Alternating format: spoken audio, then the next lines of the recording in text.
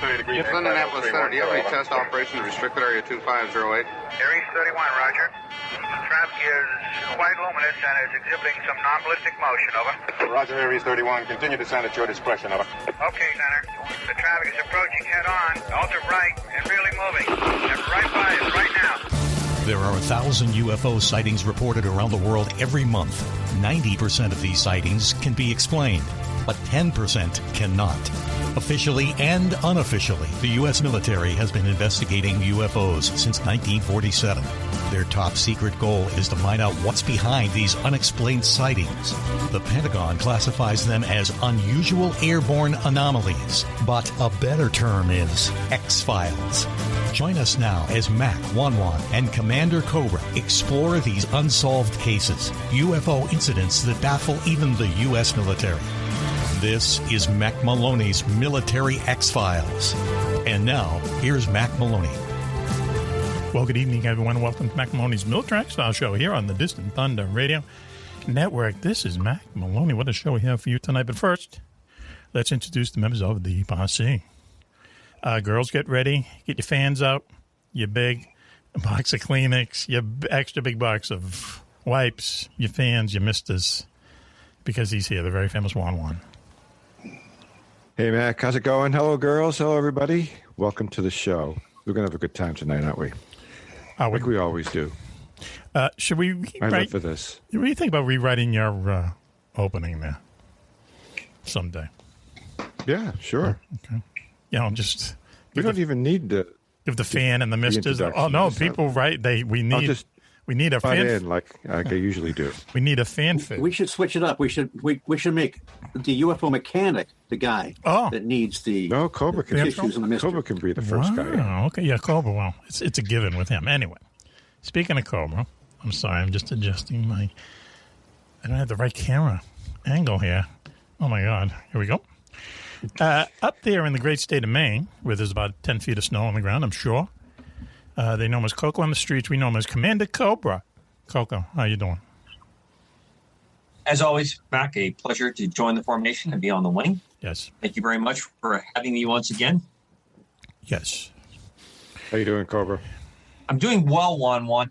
I think your opening might be a little bit worn. I'm not sure. Really? Yeah. It's a little pseudosexual with the wipes, misters, and other things that are going on. Yeah, it is. I think you probably need to, maybe step it up just a little bit.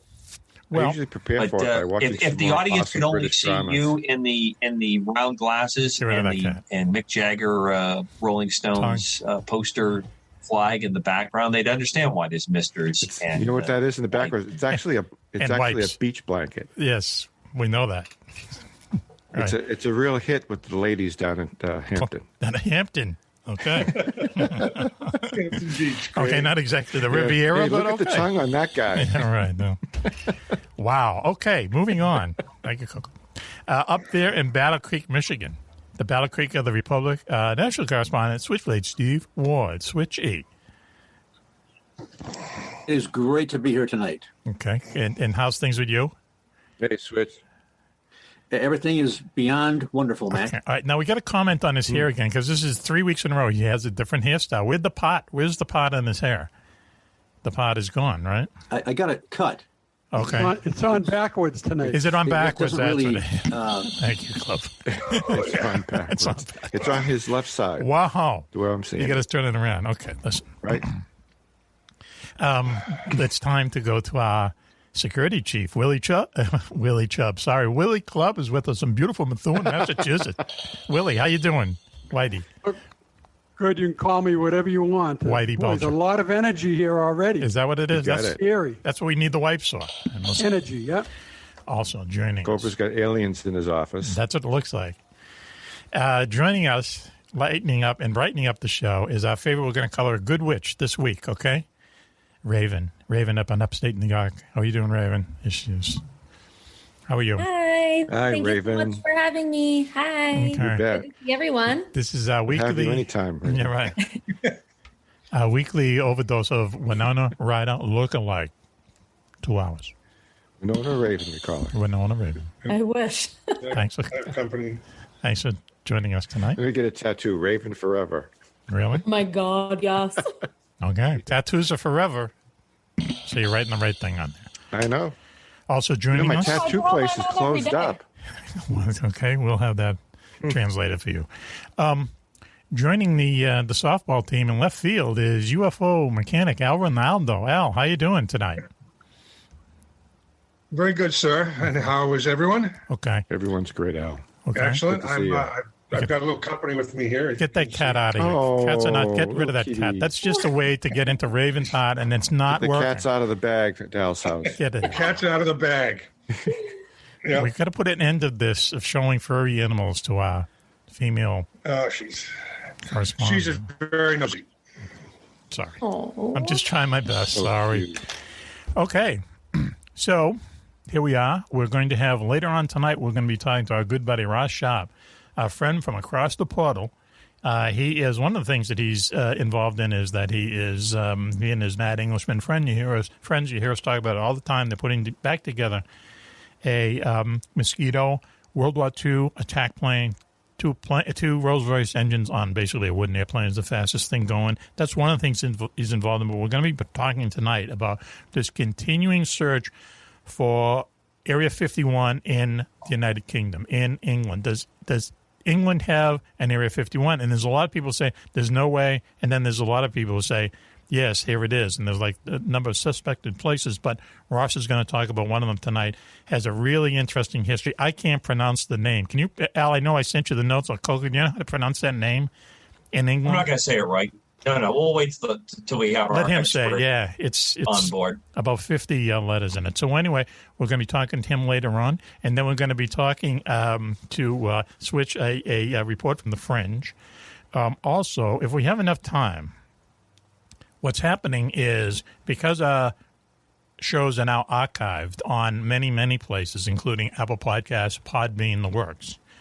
People are listening to the old shows and requesting us to either have other guests on, bring other guests back on, or tell stories that we alluded to in the past. And someone wrote me today, and they want us to retell the Sandy Chang story. Oh, no. Could we? Who's going to retell that one? I don't know. It's me and you. I guess Pete was there. X was there. And that guy from the CIA was there. Remember that? And then it was the only show you missed there. That's the only show I missed, so I'm out of the loop. That's the craziest story. She was. I heard about it. I heard the show. I watched the show. Possibly a Chinese spy. We don't know. Oh, yikes. Okay. I know the subject in question. So if we have enough time, maybe we can try to do a quick elevator pitch on that. Yeah, it'd be good to reprise that segment. Right. Yeah, that'd be awesome. Because it was really strange. And yeah, so anyway, that's the show. Does the listener want us to play back the segment as it was done, or just retell the story? Just retell the story. And add a little bit. Yeah, I mean, it's just we met her strangely. We'll embellish the hell out of it. She did a show. She happened to be on with a CIA guy. It might have been revealed she was spying for the Chinese government. We laughed at first, but Coco and X set us straight. And a lot of her behavior after that really kind of fell into place, as it turns out. But I'm bummed that she has. But it's very trendy. It's very trendy to be in with that crowd. So you guys are, as always, breaking the taboos sound barrier on the of leading entertainment. edge. All right. Should we just tell the story right now and do it in like 5 minutes? Okay, look, real quick. So one night she'd be hitting me up because she knew I was in the military. Well, see, that she was in love with you. I mean, one night we left the station and we went down to this place, the Thirsty Moose, which was a place that we used to go to a lot. Till Wong got us kicked out. But awesome place. Awesome waitresses. The weird thing about it is that we were on our way, literally in the parking lot, on our way to Newport, and we just said, the hell with it, let's just go down the street at the Moose, right? We would never have been there if that didn't happen. Right. So we're sitting at the bar, and the bar is crowded, and there's only one seat left, and it's beside me, then that's the end of the bar, and we're just having a good time and so on and so forth. Next thing I know, I hear someone saying, what are you drinking? And I look over, and there's this Asian woman sitting next to me, very petite, very almost doll-like in a way. And very good looking. She starts talking to us out of the blue, and it had been kind of a weird. She had that wooden rack of beer samplers. A flight. Right. And It's she's really not a good set of terms when you say that wooden rack and then say rack. throwing in the international. That's probably not where to go. Thing. I was like, where are you going with this? Well, You know exactly where he's going, Raven. My God, you've been around us. You need a vaccine, for God's sake. Listen to me. So anyway, we became friends with her. And she was asking us very kind of strange questions. We didn't think one thing of it. But then she kind of had some mysterious behavior afterwards. Remember, she was going to meet us, and she didn't. She fell out. We didn't know what happened to her. She took all our names and numbers, which was the right thing to do. Yep. And her husband was a big... When you're reporting to your control, that's an important thing to have is names and numbers. You get a bonus if you get enough of them. Is that a cat? Get that cat out of there. Yes, it is. So then, anyway, months go by, and then all of a sudden she calls me up and she says, I'm leaving for China on Wednesday. I want to talk to you guys before I go. So I said, why don't you come up and do the show this Tuesday night? So long story short, we meet at the Comb, and we meet at the Thirsty Moose. Juan, the first show he's missed in 5 years, he doesn't show up. She's almost in tears that Juan isn't here. She does the show. The CIA guy is on. They get to talk, and all of a sudden the CIA guy comes up with something like, there are 4 million Chinese residents in the U.S. currently spying on everybody, and she went nuts, correct? She went nuts and started yelling, I'm not a spy, going nuts. She was in the corner. We had to talk her out of the corner. Then, get rid of that cat, please, Coco. And then the show was over. We go over to the Thirsty Moose again, and it's Pete and I and X, and she's all over X, and we all know what X does, okay? So all these kind of pieces are falling in. And then, he schooled us and so did our friend Rich Jackson, let's say. And it's not beyond the possibility that she was up to something only because, as X told me, he said they just take out lists of every radio show, TV show that has the word military in it, and they look into it. And that's where we were. Realized there's a whole lot of nothing. You need to look at this, Mac, as a compliment, that we would gain the attention of a foreign power to find out what our secrets are. He said as the cat's ass is up I really expected some fallout from something, the Chinese government or the embassy or something after that show. I got screwed on a Chinese... Wow, what if this got weird? I got screwed on a Chinese restaurant takeout the other day. They only gave me 6 chicken wings and not 12. So this is how it starts, Mac. Is it really? This is how it starts. Drip, drip, it starts with your Chinese takeout, and then it just escalates. Son of a bitch. Next thing you're the highlighted segment on Chris Wallace on the Fox show on Sunday. Yeah, you think you're getting egg foo young, and it's egg rolls. This is the nightmare. The gaslighting. You thought you got the egg roll, instead you got the bone. Oh. Wow, is right. So why don't we take a commercial break now and bring Ross in and liven up the party? You're listening to Mack Maloney's Military X-Files show here on the Distant Thunder Radio Network. We'll be right back after this. Do you know where the world's most secret bases are located? Do you know what spooky action at a distance means? Is there a conspiracy by aliens to prevent us from conquering space? And where is the best place in the United States to see a real UFO? Find the answers to all these questions and more in Mack Maloney's new book, Mack Maloney's Haunted Universe. Visit places you never knew existed: the Phantom Tunnels of Tokyo, the UFO Trail in South America, Hong's Hat, and the very mysterious M Triangle. Mack Maloney's Haunted Universe contains hundreds of reports on ghosts, haunted planes and ships, weird celebrity deaths, mysterious sounds, and a breakdown of every monster in America, state by state. You've heard him talk about it on the radio. Now, get all of Mack's paranormal research in one large volume. Mack Maloney's Haunted Universe, with a foreword by the very famous Wan Wan. On sale now in your local bookstore or on Amazon.com. And I just kept going on and on about myself. I'm taking a leak in the driveway. She says, I know you like to talk to total stranger. The story's got nothing to do with the Bruins game. It's what happened with Grandma. I was wondering if those were sadomasochism straps or something. But I digress. From what, I don't know. Get into the beautiful mind of Wan Wan, only on the Mack Maloney Military X-Files show.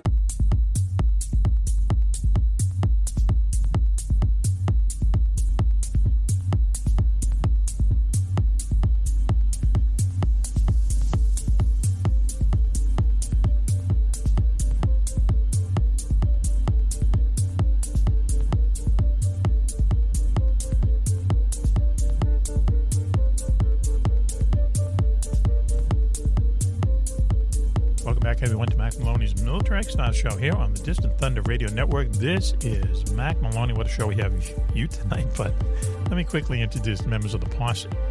Okay, the very famous Juan is here, girls. Juani. Hello, Mac. Hello, girls. Welcome to the show. Okay. Everything's Pleasure good with to you. be here. That's right. Pleasure to be anywhere. Everything's cool. As you know, I live for this experience. Yes. We all do. It's a different experience every time. That's why we love it so much. Up there in the great state of Maine, in his compound, formerly his bunker, they know him Coco on the streets. We know him as Commander Cobra, CC. Good evening, Mac. It's always a great part to be part of the formation. And just a small note, since we're always considering, important things to pass to the audience, a compound for tax purposes is much cheaper than a bunker. Interesting. Okay. Oh, it is. Oh. Keep that in mind. We have an IRS person in the room with us. Thank you, Coco. Yeah. National correspondent Switchblade Steve Ward up there in Battle Creek, Michigan. Switchy, the bowl of flakes. It's also great to be part of the formation, but occasionally I feel like wrong way Corrigan. Really? Well, wasn't he really going the right way? He just told people he was going the wrong way? Of course. Yes. Of course. Yeah. Yes, that is the popular summation of his events. Okay. All right. Well, he was Irish, right? Wasn't this kind of an Irish type of thing going on there? He's drunk or something? Anyway, flying the airplane the wrong way. Switchy, thank you. Let us go to our security chief, Willy Clubb, a.k.a. Whitey Bulger, on work release from heaven from beautiful Methuen, Massachusetts. Willie, how you doing?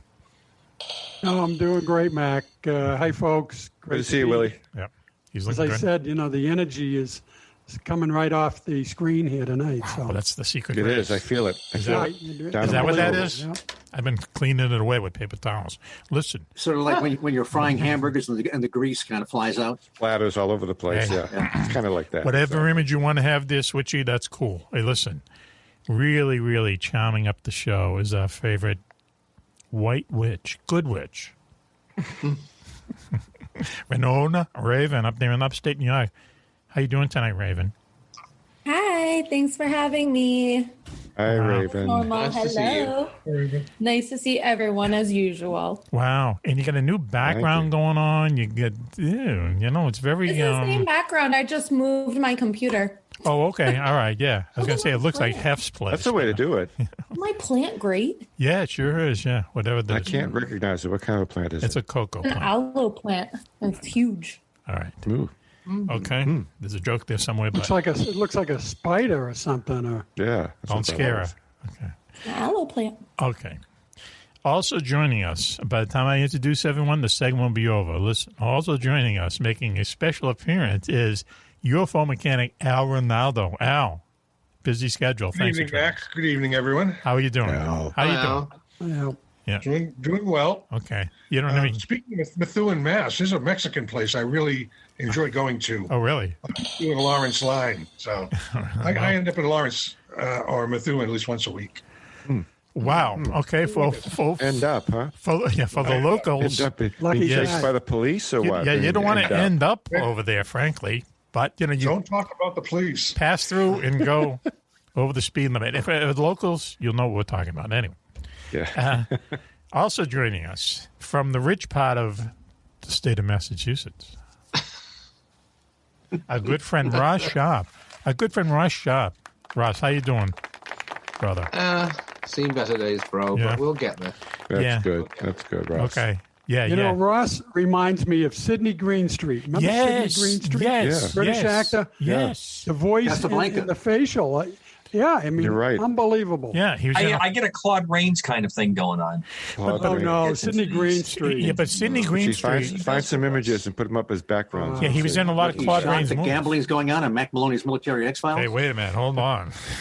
That's next week's Yes, show. Now listen. shocked. And here's your wings. Shocked, I tell you. But you do look. Gambling is going on in this establishment. But, and he knows the lines, which is perfect. But you do look very photogenic, Ross. Okay, I mean, have you ever? Only from the back, Mac.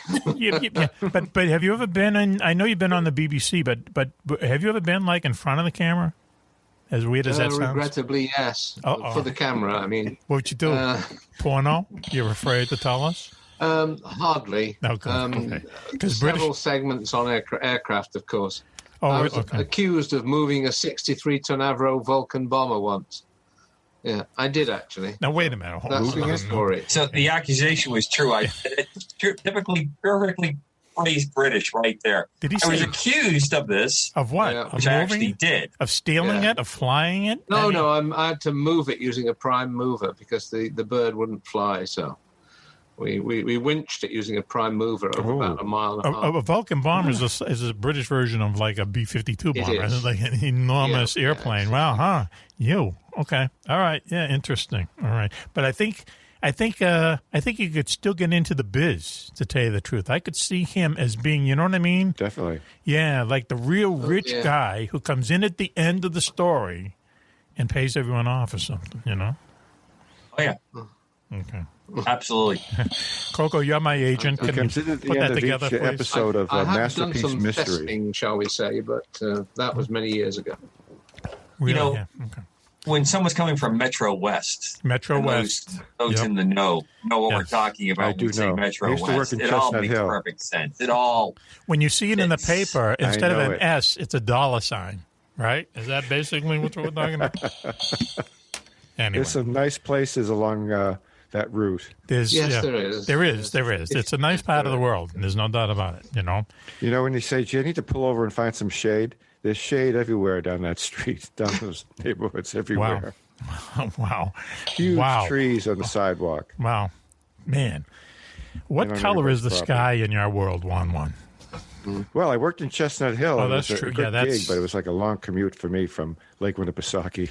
Listen, that's where the upper crust is, man. Up the crust. Yeah, that's they have true. an attitude in the supermarkets in Chestnut Hill. You know what I mean? Yeah. Let's start the show. So why don't we do this?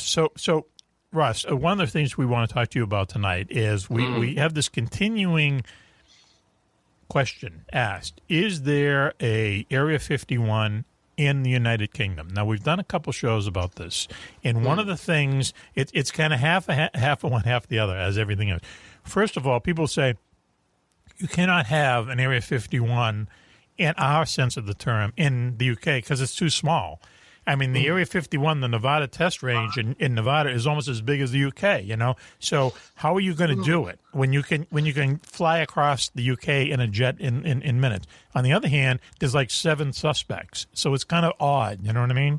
But the one thing now, who are you going to talk about tonight? We're going to wait for you to come on to actually say the name of the base correctly. Okay. Quite simply, you're absolutely right about size.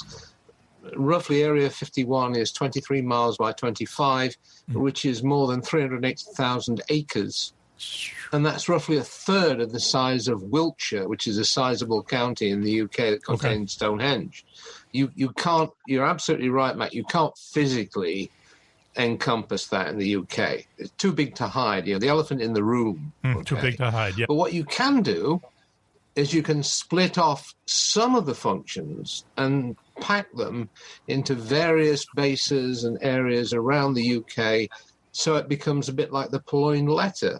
Right. In fact, but when you are hiding it in plain sight. Right. But when you do that, don't you then increase your security needs by how many times you subdivide it? Yeah. Well, yeah, you do. And some of the candidates that we've spoken about in previous shows are there, but they're too obvious. I mean, for example, you could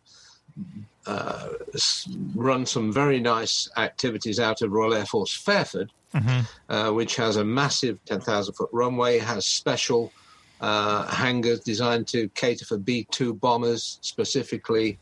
But it's so public and it's got enthusiasts monitoring every movement in and out that's a candidate, but it's written off almost straight away. Right.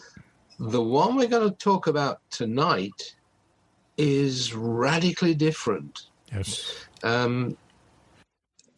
It's Royal Air Force Machrihanish. There we go. He said it. Machrihanish. Okay, excellent. It's at the end of the Mull of Kintyre, a peninsula that sticks out into the Irish Sea. Sticks out. Paul McCartney. a very remote area in Scotland. Okay, is it really? It's ideal for what you need. Hey, one I want to tell you, that's Paul McCartney's biggest selling signal was the Mull of Kintyre. You know, I've never heard it. I've never cared to hear it. I thought that sounded familiar, yeah. Yeah, okay, Yeah, go ahead. So, wow, it's way up there. Okay, this is mysterious. Go ahead. So it's during World War II, a base, which is the second iteration of a base.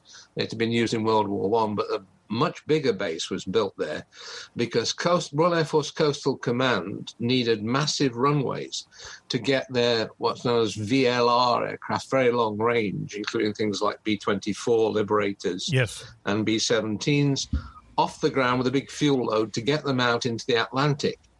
So I was on a course at what was Royal Air Force Portreath in Cornwall. It has the same deal, facing the Atlantic, 10,000 foot plus runway. It's now just a remote sensing head. Yes. And we'll talk about that some other time. So 10,000 feet. 10,000 feet is a long. 10,000 feet is a long runway, right? That's 2 miles. That's considered a long runway. Yeah, correct? It will cater for anything that's in the United States Air Force itinerary or the British itinerary with ease. Interesting. Right? Okay. B-2s, no problem. B-52s, no problem. So it's aligned east-west. At one stage, it was thought to be useful for taking as an emergency landing ground for the shuttle, but that's been ruled out. Okay. But there's no particular need now why you would need a base of that size in that area. Yep. Ever again. But it's still there. Or would you, sir? But it's I still know. there. It's still there. Yeah, interesting. And things start to get really interesting post-war because then suddenly masses of NATO funds were poured into the base. Okay. And that included building a large new hangar. Some people speculated on underground facilities also.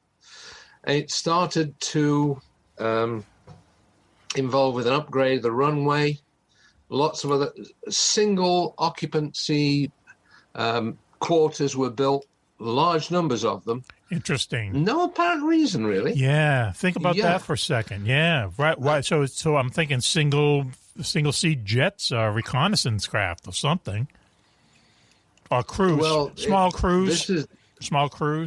Yeah. Yeah, who knows? I mean, there's so many speculations coming out at this stage of the game. Wow. But then things started to get... You mentioned security, Mac. Yes. Okay. It's a remote place. You need security. What's one of the best ways of getting security in this world? Answer, whistle up a SEAL team. That base started to be used for training facilities. Oh, wow. For one of the U.S. Navy SEAL teams. There you go. You get your and they security. were flying in pave-low helicopters, MH-53s, out of RAF Mildenhall to that base.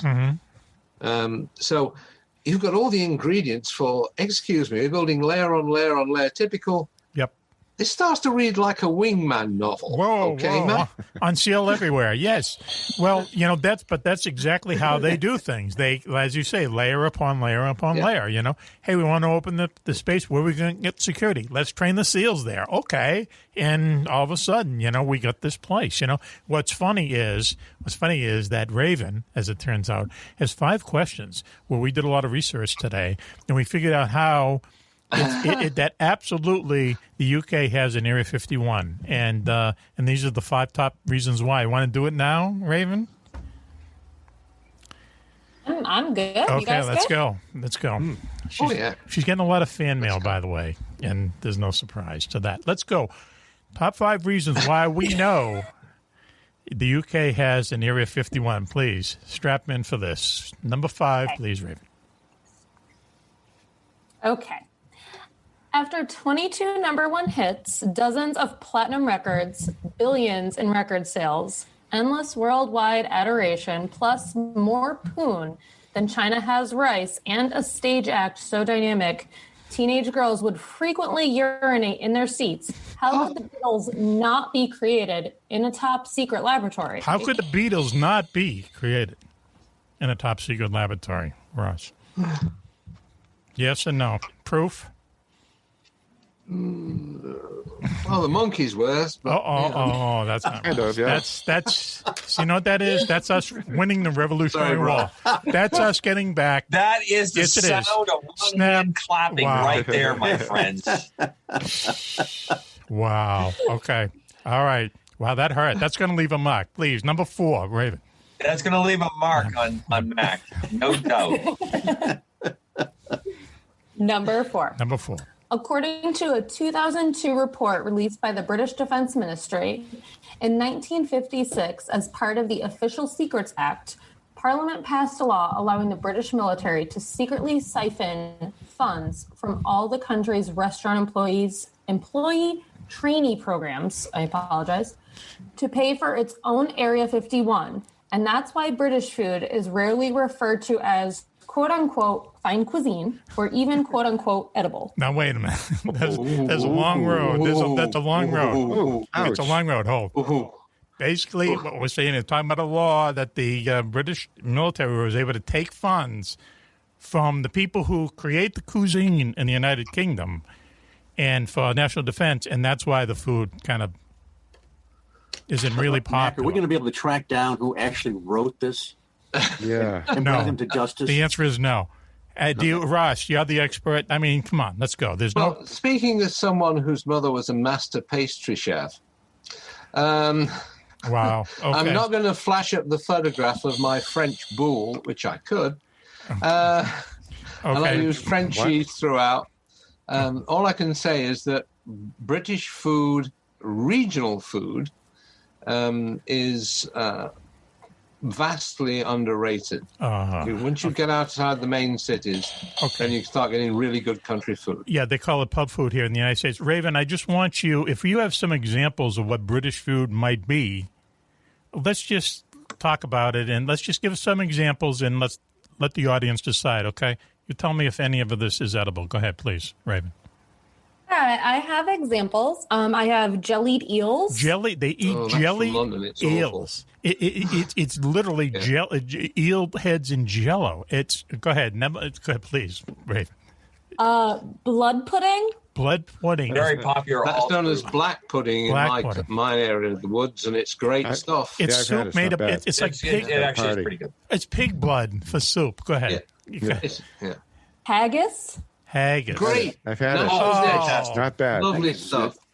At the Highland Games in New Hampshire, I've had it. You guys can't import it into America because it contains minced sheep's lungs. Oh, is that the reason? Yeah, okay. All right. That is horrifying. Ross, tell us what's in Coco, tell us what's in haggis. Do you know the ingredients to haggis?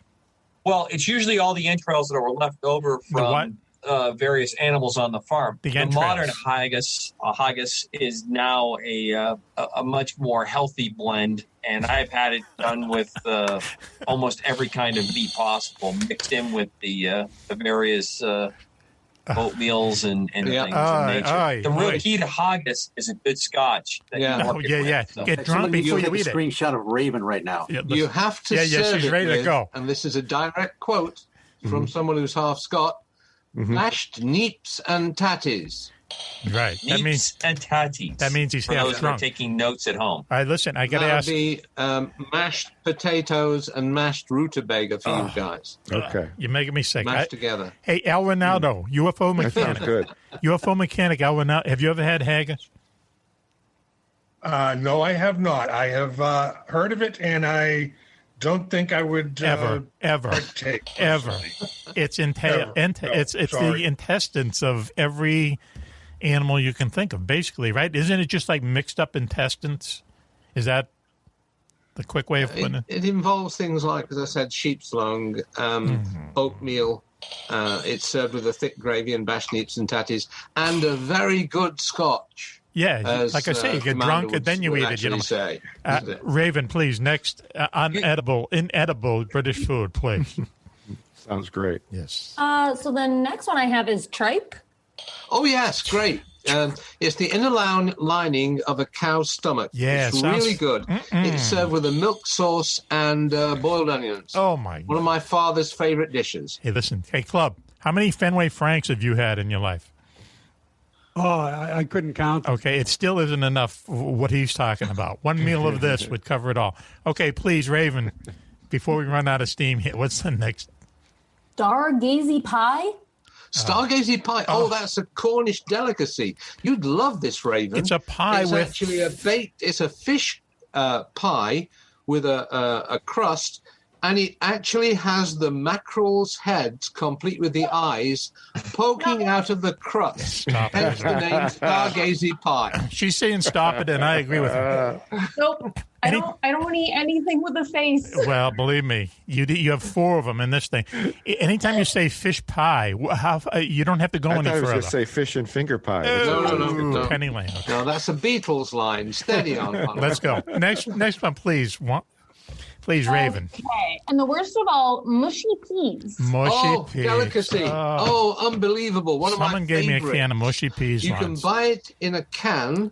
No, you cannot. Stop it. You can buy it in a can in certain supermarkets, which I'm not going to advertise, by the famous Irish company Bachelors. You see, right away with the Irish. To actually make it, mushy peas is a dried marrow-fat peas that are almost milky white that you soak overnight, and you add a dye tablet to give it a lovely bilious green color. Sounds like a lot of work. And then you boil them, and it comes out, like semi-gelatinous. But what do you do with it? What do you eat it out of the can? Do you eat it out of the can? Eat it with fish and chips. Oh, you put it on. You just actually. It's a side order with fish and chips. Oh, it's disgusting. If you walked into any chip shop, You lost me at semi-gelatinous. mushy peas, right? That's what you get. I'm sick. Australians love them too. I'm sick of listening to Ambrosia, food of the gods. Once again, this is why we have no British restaurants anywhere. Listen, while we're on food, and we all need Alka-Seltzers, it's switchy. Why don't we get to the skew of the show? You know, what you had for breakfast today. He gave me a hint earlier. But go ahead, Switchy. What you have for breakfast today? Okay. Well, why don't you, if we can vamp a little bit, I can actually bring up an image on what I had today. For a radio show, but go. Try real As long quick as you here. don't bring it up. And, well, listen, after some of the talk earlier, I mean. That might happen. Just give me a second here. Okay, it's okay. Yeah. Here we go. Here we go. Well, we can't even see it. Oh. Okay. Oh, I had a hot black cup of coffee. He's teasing us. And 3 hobnobs. Hobnobs? What's Wow. that? That's a regional thing. What is hobnob? it? What are hobnobs? That sounds like it's from the Hobnob is a glorious British cookie, aka biscuit. Biscuit, yes. Yeah, Really? And it's very healthy, actually. Yeah, I'm sure. Except for the chocolate-covered ones. Oh, that's the that's what I had. It was the chocolate-covered ones. You're a I bad did. boy. Hey, you are a bad boy. You eat chocolate The theme for here, breakfast? Ross, is not to eat healthy for the. I see. Just for what did Switch have for breakfast? That's right. Yeah, healthy. Which doesn't is really come into his art, and he's willing to put his stomach on the line for the show. He's willing to. Yep. Right. The insides of my stomach. Suffer for his art. Yeah. Okay. So wait a minute. So what's it? It's a sugar-covered wafer cookie, and you eat it for breakfast. No. It's It's like basically a wholemeal oats. biscuit. Closest thing you'll get to is a McVitie's digestive. Oh, but yeah, it's what? better than that. What is a digestive biscuit? I only know that what digestive biscuits about them is that George Harrison once got in a fight with John Lennon because Yoko Ono ate George's digestive biscuits. I'm not surprised. Yeah, and I'm It's a thinking, capital what kind of a name is that? What is that? What are they, like graham crackers or something? No, they're sort of like a whole wheat plain biscuit, but they're very nice. And they're almost everybody makes a digestive biscuit. They were originally designed to be eaten with a piece of cheese after a meal. You know, like part of a cheese ball would have a selection of biscuits on it, and one of them would be digestives. Wow. Okay. Well, that's what broke up the Beatles. Yeah. Really good. Just the word digestive has a weird connotation. Yeah, there's a weird. Yeah, does it have any relation to a pancake? Good God, no. No. Okay. All right. No, it's a bloody cookie, man. A biscuit. No, it is. It's a freaking cookie. Usually pretty high in fiber. Yes. Excellent. Probably all help you very much to figure out what the digestive is. I see now. It's pretty high in tasting, really good, and that's all you need to know. It's a marketing I'm on board ploy. with high in fiber things, that's for sure. And Raven, you need to check your email here. There's a couple images you need to check out. Yeah. Email. What's an inner email? Yeah, we'll find out. I don't know how. Sometimes known as chat by you kids. The chat. Yeah, the chat. I'm like basically 100, so I don't know what that means. 100 what? 100%. Listen, is there a little box down there that has like a 1 or 2 on it? Like you got. How do I scroll through it? Wow. While we go through this, why don't we take a commercial break now, and we'll be right back, and we'll talk about this super duper secret base that might be Area 51 in the UK. Okay, you're listening to Mack Maloney's Military Exile Show. We'll be right back after this. UFOs are found in Renaissance art, on ancient coins, and etched on cave walls. They are even reported in the Bible. But more surprising is when UFOs are seen the most, in times of war. Through centuries, thousands of UFO sightings have been made by high-ranking officials, military pilots, and ordinary soldiers. Often, these fantastic appearances occur at the height of great battles.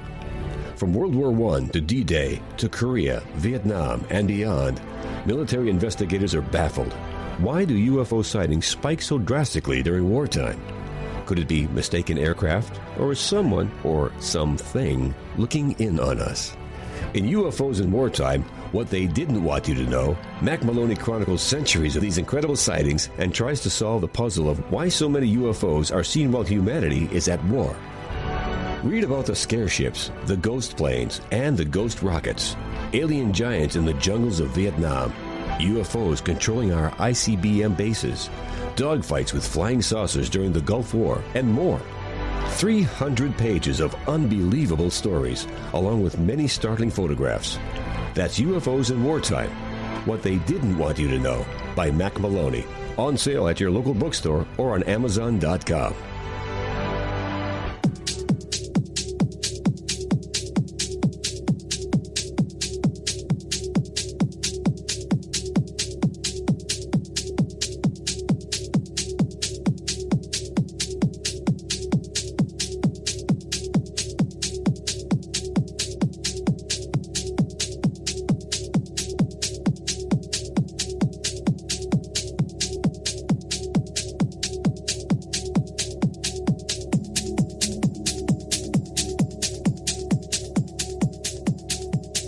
Welcome back, everyone, to Mack Maloney's Military Exile Show here on the Distant Thunder Radio Network. This is Mack Maloney. Wow, what a show we have for you tonight. But first, quickly, let's introduce the gang. Girls, he's here, the very famous Wan Wan. Hello, Mac. Hello, everybody. Welcome to the show. Did we wake you? It's been fun so far. If you missed the first few segments, you missed a lot. So that's true. You know, I have to hang say in for this. the rest of it. And our security chief is on with us. Especially the cuisine section. Wait, you might want to skip that unless you run a diet. Yeah. If you miss the first few segments, you might as well just go off and That's right. You can't be hobnobbing around with this show. Cut yourself off from society. Yeah, right. Well, listen. Also joining us tonight is up there in his compound, which basically is kind of a tax dodge, if you don't call it a bunker. Commander Cobra, how you doing there? As always, Mac, it's a pleasure to join the formation, and hopefully soon I'll be overflying the palatial beach house where your command center is in the little white airplane. Okay, talk about a tax deduction. Okay, excellent. All right. You're going to do target practice and try and drop a sack of flour on his deck? I think what I'll do, one is go to the secret airport, do a low approach, because I have many friends at secret airport. Yep. And I use that as an excuse to break maybe some of the limits of airspace restrictions and do the overflight of the 3 or 4 different levels of observation decks that Mac. Yes, listen to me. But listen, let me just tell you something. Yeah, lobbing the bag of flour on my deck, it doesn't go over well with the neighbors, if you know what I mean, or the local police. So, especially if I miss. I find it amusing. Yeah, you might find it amusing. I find it awkward. Yeah. But we got to be careful with UFO Mechanic, who will be coming up later in the introduction, because he fires back. That's the thing about he fires back. UFO Mechanic that you have to remember, that he plays a full contact. It's good to know, right? But let me get back to our introductions. Switchblade Steve Ward up there in the Bowl of Flex, Battle Creek, Michigan. Switchy, how you doing, Switchy? I'm doing beyond wonderful, and it's really a pleasure tonight to be hobnobbing with everybody. Hobnobbing. See, we have to get into that now. But he got a haircut. He has kind of like a punkish haircut. What happened there? You look like you have the sides shaved. Punkish haircut? Yes, it looks like you're. It's just a haircut. Okay. Also, it's like Sid Vicious after a long weekend. Yeah, twist it the other side. I think you'd see a little difference. The other side. Now, how do you mean? Wow. Well, just pick it up. What do you get on the like glue or something? How do you? Wow, meow. Well, that Gorilla Glue works every time. Wow. Okay. We're not implying that Steve wears a rug, but there's nothing wrong with that. Frank Sinatra wore one. Did he really? Of course he did. Yeah. The chairman. Know that. Yeah. Then he had one of the first hair transplants. Did he really? Really? It didn't take. Didn't take. Yeah, Frankie. Yeah. Yeah. Anyway, hey, listen. Don't be dissing Frank. Oh no, I wouldn't want to diss Frank. No. Hey, listen.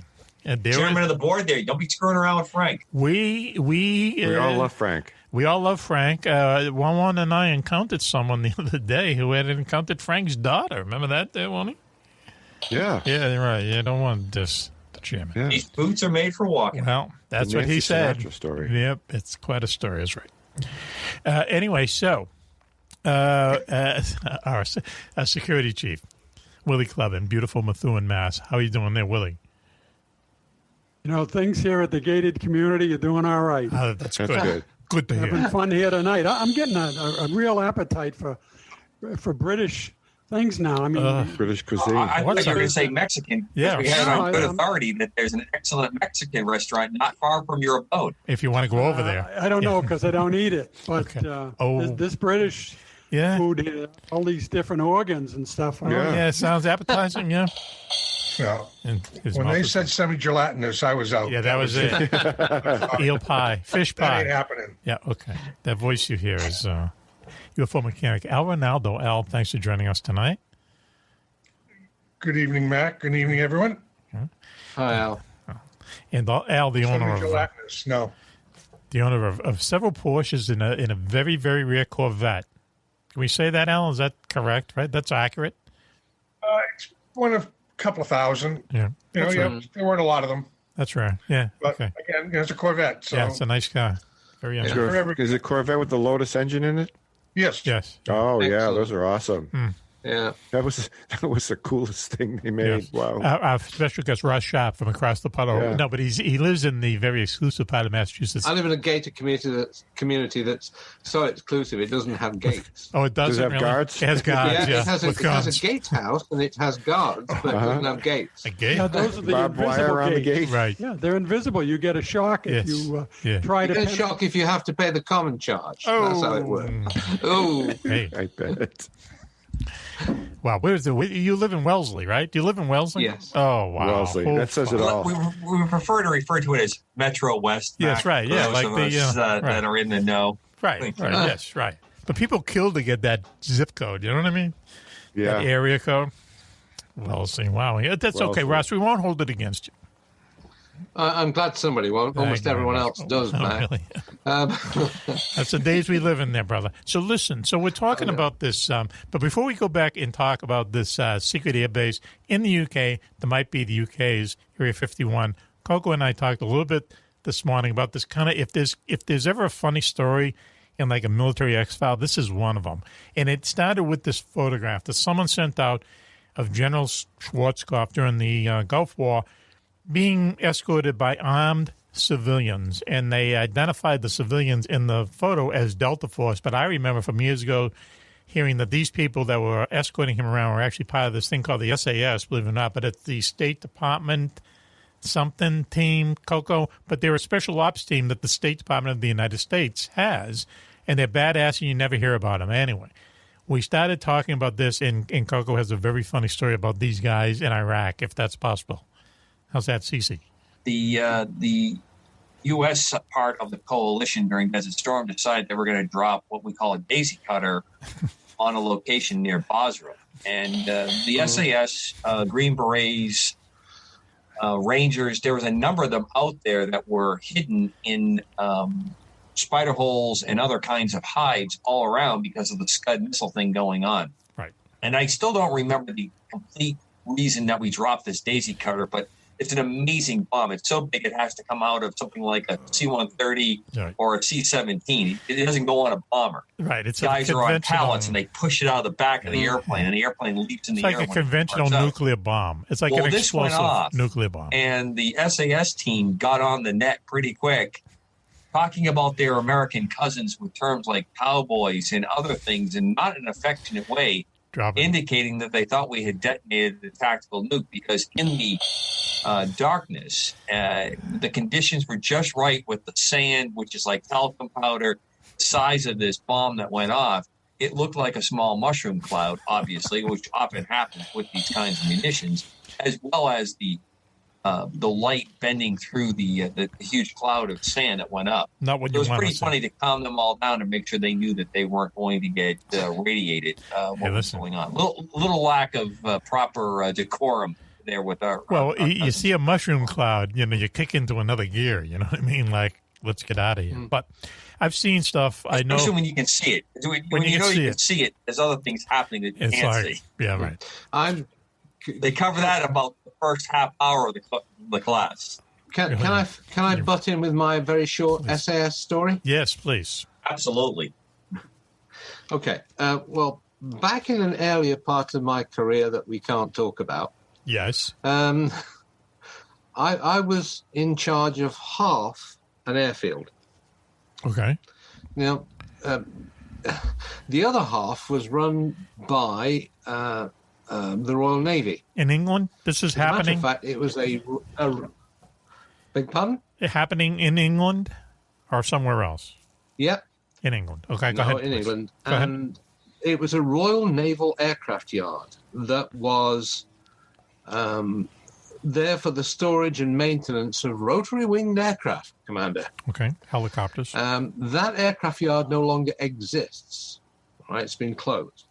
But one day I was in the office of the base commander, who was a very nice young man, a lieutenant commander, or lieutenant commander, as you might say.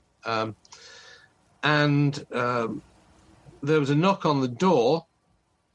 We were chatting about nothing much. And in came these two individuals. They were the biggest things I'd actually seen impersonating human beings. Wow. And one of them instantly took up a watching position to the side of the door so he could cover every aspect of this room. And the other one just strode to the CO's desk. And at this point in time, it woke them the fact these people look like military, but they're dressed in civvies. Yes. Okay. And anyway, he asked the commander, you got a helicopter for us? And that's all it takes. The commander said yes, and handed him over the keys to a helicopter. At this moment in time, I would have handed him over the keys to my house. Right. So after they'd left, right, I turned to my friend and I said, "Are those guys who I think they are from about 60 miles northwest from here, somewhere near Hereford?" And the guy nodded and said, "Yeah." Yes. SAS. What we were looking at was 22 Squadron SAS in action, and they just come to pick up a Westland Scout helicopter. Do you have a helicopter? Which at that time they were the only units operating Westland Scouts. Great little helicopter. Yeah, we could do a very useful. We could do a 2-hour show. As I said, okay. Yeah, I mean, quite simply, I would have given them anything they wanted. Right. Two of the most dangerous people I'd ever met in my life. We could do a 2-hour show just on the SAS in the Falkland Islands War. Some of the things they did in the Falkland Islands War, which is basically almost in Antarctica, and like staying in holes, hidden for days and days and days, and just in the right spot at the right time to take down these odds. And it's a very interesting story, special ops wise, Oh yeah.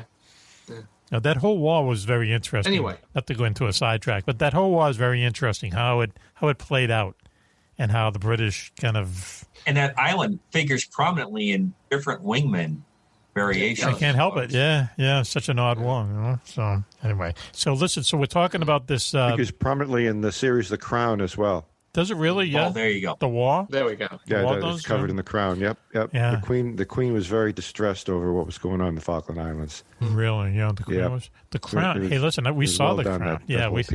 We actually saw The Crown. In fact, hey, Raven, in the top, the countdown of reasons why Area 51 might exist in the UK, wasn't there? What was number 3? What was number 2? 3. Number 3. That's what I have. Okay. What was number 3? I have number 3. Go ahead. Unless I totally missed something. Well, no. Say number 3. Say number 3. This is a cue, kiddo. Yeah. What is number 3? Speak number 3 on the list. What's number 3? In 1988. That's not it. The highly authoritative British newspaper. How about number 2? The Daily Star. Okay. Number 2? Yes. Number 2. Okay. A UK Area 51 explains Margaret Thatcher. Now, wait, hang on a second. We didn't really do that one, did we? That's a bit savage. Yeah, right, I'm sorry. All I know about her is that when she died, they had parties all over England. I don't know why. I don't know British politics, but I know she wasn't a very popular woman. However, in The Crown, or The Queen, whatever The Crown, the woman from The X-Files plays...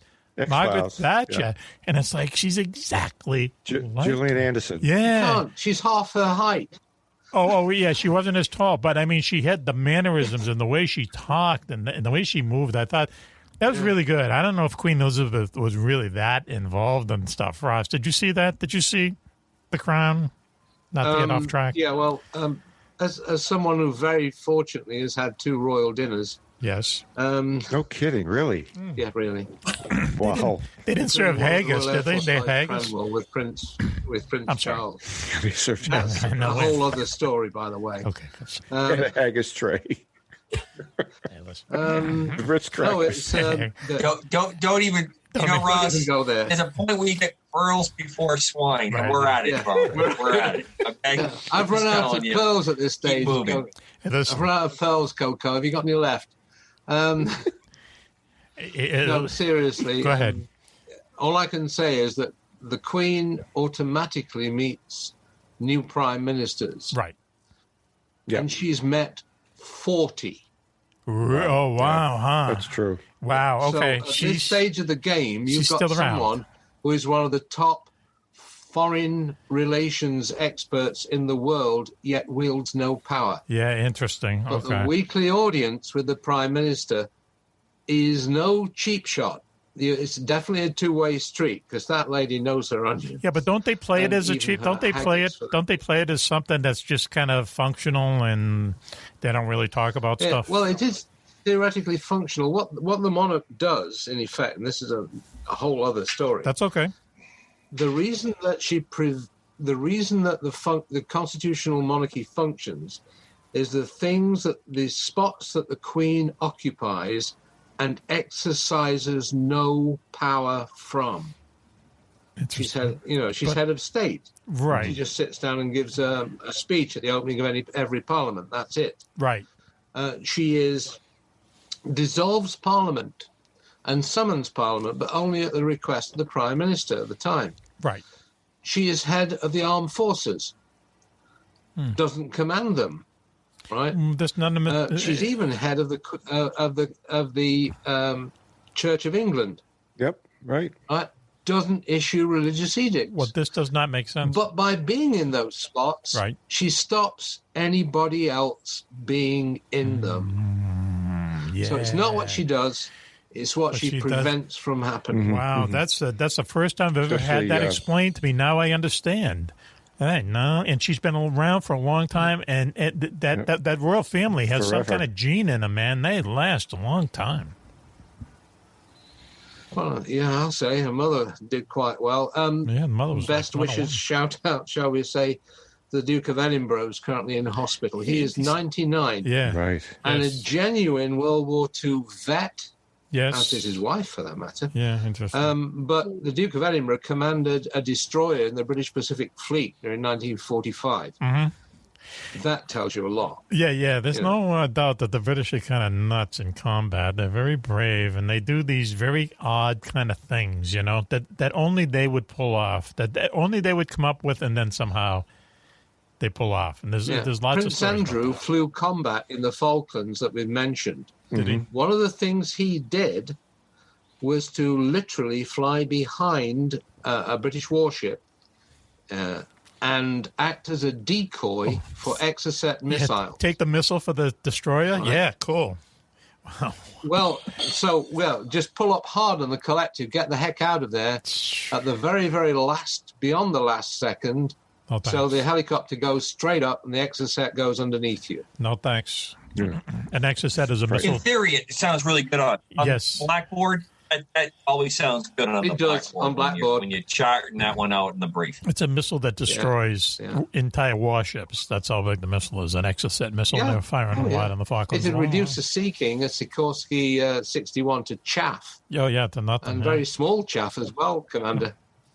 Hey, listen, Ross, let me ask you something. So you've had 2 royal dinners, correct? Yeah. Who did you, who were the royals? The other one was with Prince Michael, Duke of Kent. Okay. Big pardon? I want to know what you had for dinner. Yeah, no, I want to know who. Who are the royals? What was on the menu? Yeah, let's talk about the menu. Almost anything you wanted, but I must say that it was completely lost at the end. I was being hosted. I had a room in the officers' mess at Cranwell, and the guy in the next room to me was the head of Lucas Aerospace, which shows how far up the ladder I wasn't in those days. But we were hosted in one of the messes after the dinner, and they actually opened up a pipe of vintage port for us. Oh. And my head sort of melted, I think, after about the 4th go-round. I don't remember much really? After that. Yes, okay.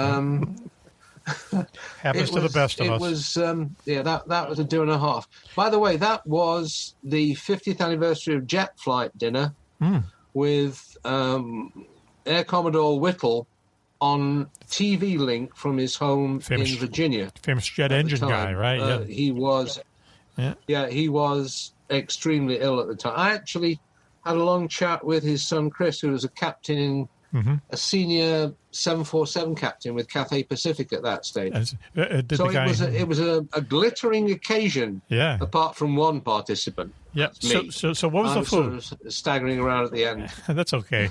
What was the food like? I mean, was the food what had a good time though anyway. What did they serve you? I honestly can't remember at this stage. I said it was washed away by some of the best port I've ever imbibed. They got you drunk on the port and gave you haggis. You wouldn't know. There's a whole other.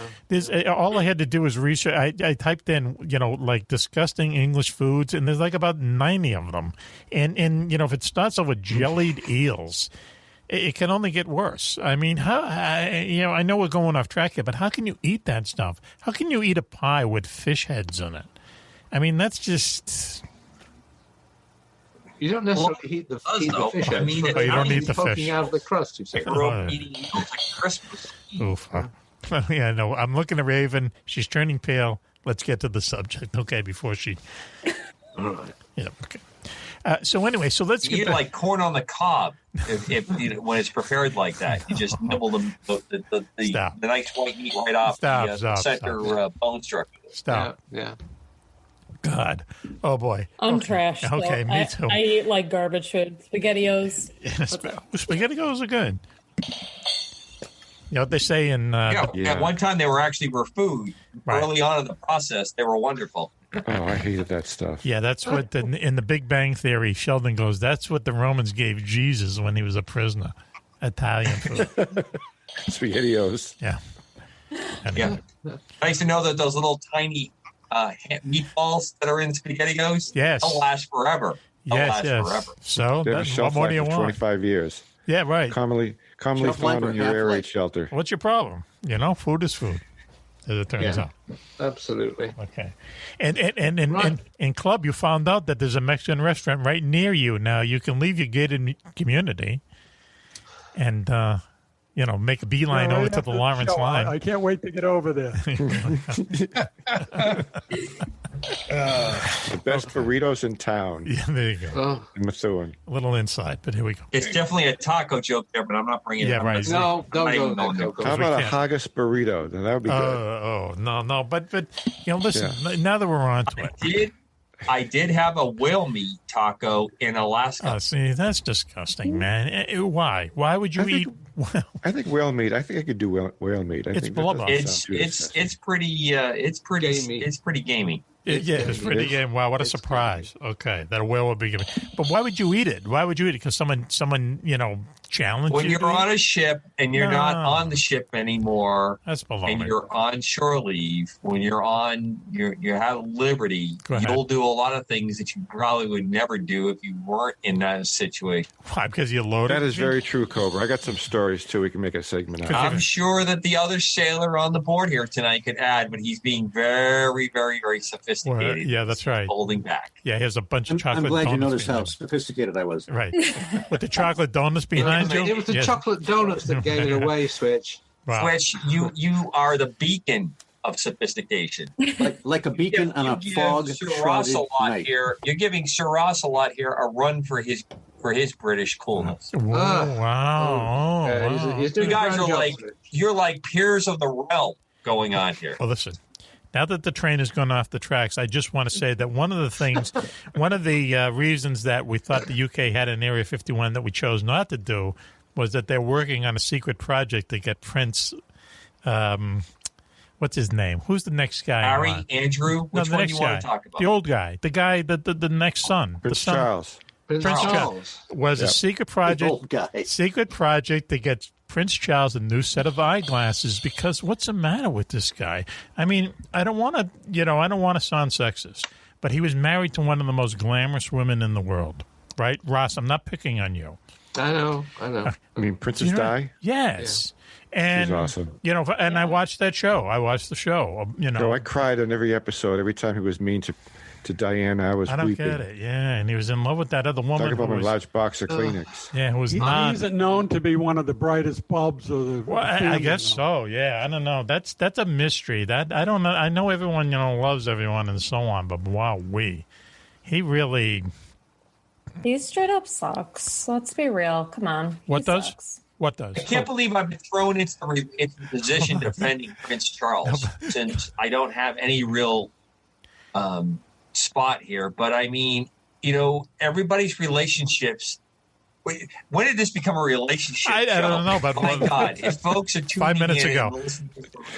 No, it's just these people. I'd help you all if that's where you're at right now.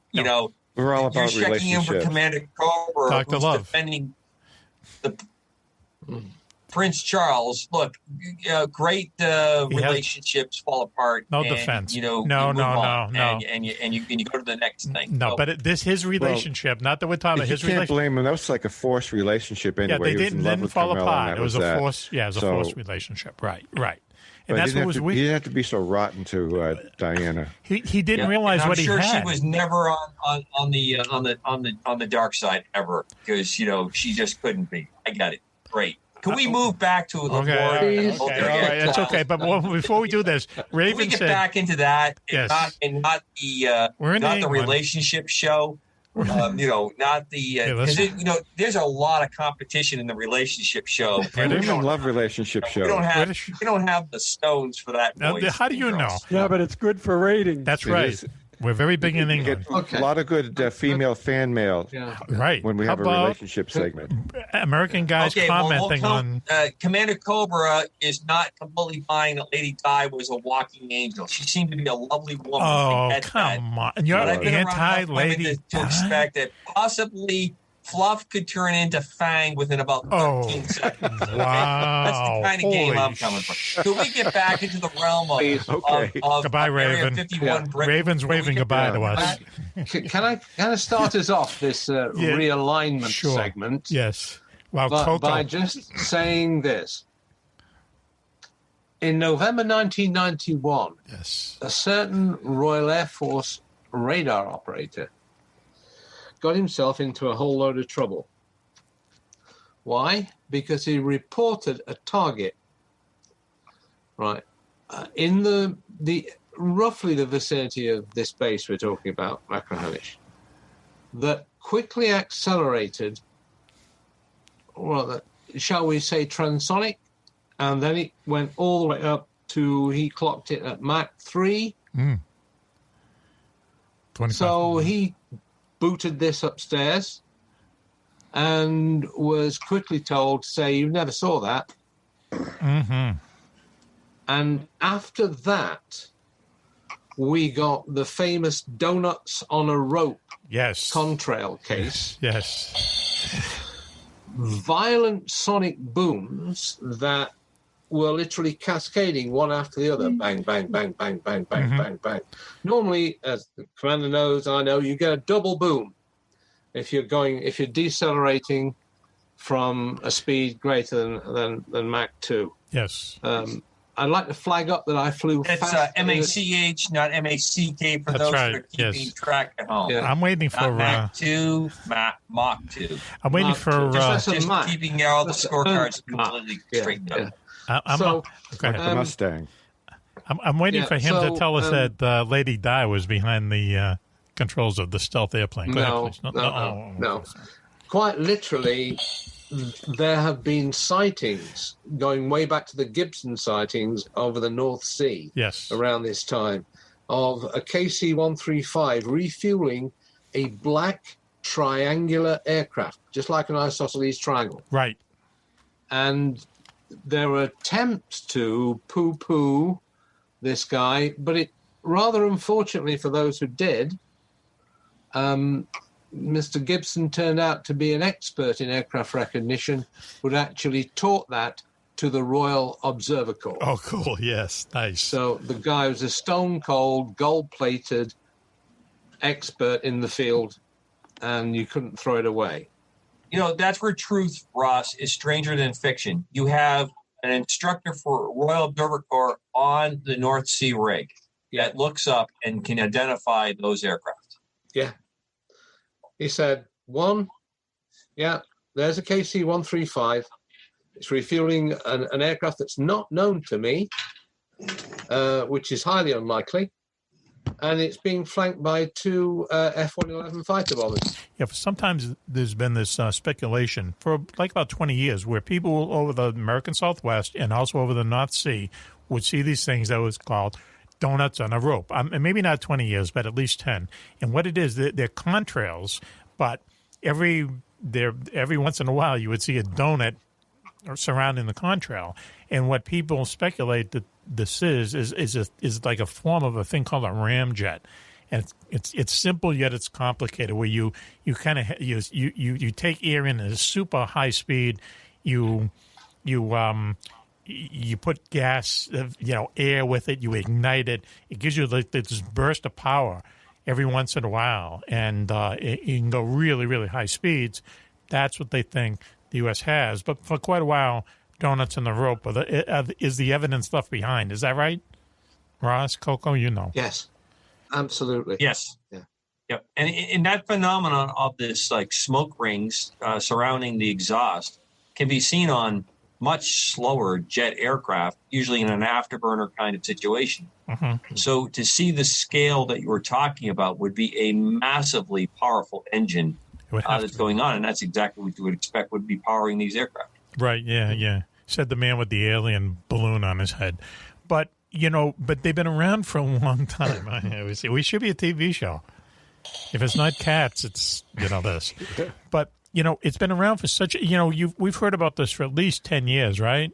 10, 15 years, donuts on a rope, would you say? Easy. Yeah. So that's like 20. That's old news, man. You know what I mean? Why haven't they revealed this aircraft to us yet? Well, they've been utilizing this area for high-speed aerial activity, it would seem, for 30 years. But it's actually been coming to prominence, say, in the 1990s. Right. And it's estimated that this aircraft had a capability of between Mach 3 and Mach 6. So that Mach 3 and Mach 6. So that's miles per hour. That's 3,600. Yeah, that's that's a crazy. But the thing speed. is that the air traffic controllers have been sort of closed down and told not to report things. Right. Yes. But it's only under Freedom of Information Act request that some of the details are coming out, at least with regard to the reports that were suppressed. Okay, so this I want to ask. This I want to ask UFO mechanic Al Renaldo. Okay, we've been briefing this all week, and we can all answer this. All right, let's say so you have an aircraft that can go 3,600 miles an hour. Is that Mach 6, 3,600? It depends on the altitude you're running at. But more or less, right? Yeah, that's unbelievable. That's like going across the United States and back half again in like an hour. All right, it's an incredible speed. All right, don't you think that if something like that had been around for, Al Renaldo, how would something like that? I'm asking you, how do you put something like that in the air? Do you know what I mean? How much friction can be involved in something like that? And is it manned? That's it. It's the heat. The heat would be unbelievable. The amount of heat that would produce. I can't see it would. For long term. I don't know of anything that they could currently make that would run that kind of speeds and they deal with the heat generated in the atmosphere. Once it got out of the atmosphere, it'd be fine. But even the space. Well, the SR-71 was running at about 3,000 miles per hour. Was it really? Yeah, an unusual way to gauge its speed at in its career. It was capable of those kinds of speeds. So this is you're not far off of it, right? But Al, you touched upon a really important point. So the altitudes that would be able to operate at to keep something like air friction down for heating, the materials are there. Sure. We've developed materials. You just can't develop them in large mass. Okay. That's the problem. Let's put it. Yeah, let's put it to you this way, Al. I was once flying in an aircraft that was 6 inches longer in the air than it was on the ground. Yes, yeah, I've heard about that. About the SS-71. Right. The Blackbirds were like that. They leaked like a sieve. I know. Yeah, and I was only doing Mach 2.01. Wow, at the time. That's fast, man. Do you notice it? Do you notice it when you're going that fast? Is there any difference at all? Oh, good God, no. No. I was at flight level 650. And looking out at the Terminator, and you've got dark blue line directly at your eye level, and above it was sort of inky black. Really? Yeah, that much fun, down, huh? You know, it was, cool. Well, you gained 6 inches in the air?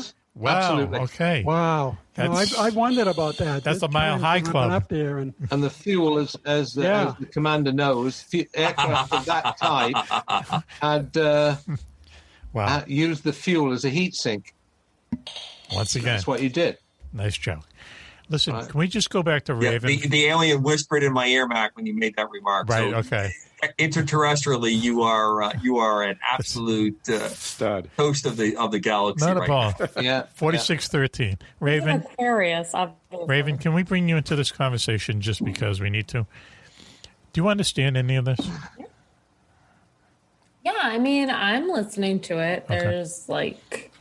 Raven, I really hate to ask this the way I'm going to ask this, but I'm going to try to ask it in the most mature way possible. Get the dump button. Always a bad, always get a bad. the dump button ready. Bad things happening. Yes. Yeah. When Sir Rosselot was talking about it being 6 inches bigger in the air, what were you think? Come on now. 1850 and edit. Thank you. 4702. Wow. Okay. So for those that can't see, the visual is great. Everyone is now dropping their heads in shame that Cobra has gone that direction. Shame is the right word. And I feel bad. Shocking. I'll email you, okay? No. That's against the show rules.